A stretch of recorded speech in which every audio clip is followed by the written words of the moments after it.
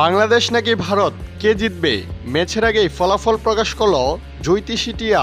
দর্শক, বিস্তারিত জানতে ভিডিওটিতে একটি লাইক দিয়ে না টেনে পুরো ভিডিওটি শেষ পর্যন্ত দেখুন। দুদলেই জয় দিয়ে সুপার 4 শুরু করেছে। পাকিস্তানকে হারিয়েছে পরাক্রমশালী ভারত, অন্যদিকে শ্রীলঙ্কাকে হারিয়েছে টিম টাইগার্স। দুদলের শক্তিমত্তায় ভারত এগিয়ে থাকলেও বাংলাদেশকে হালকাভাবে নিতে নারাজ শক্তিশালী ভারত। দলটির অধিনায়ক সূর্যা কুমার তো সরাসরি বলেই দিলেন, বাংলাদেশ দলে বিশ্বমানের প্লেয়ার রয়েছে। বিশেষ করে টানা 10 বছর ধরে আইপিএলে খেলে আসা মুস্তাফিজ একজন গেম চেঞ্জার পেসার। তার জন্য সবসময় আমাদের আলাদা পরিকল্পনা করতে হয়। সেই সাথে লিটন দাস জ্বলে উঠলে বিপদ হতেই পারে। সব মিলিয়ে বাংলাদেশকে হালকাভাবে নিচ্ছে না এশিয়ার পরাক্রমশালী দল ভারত।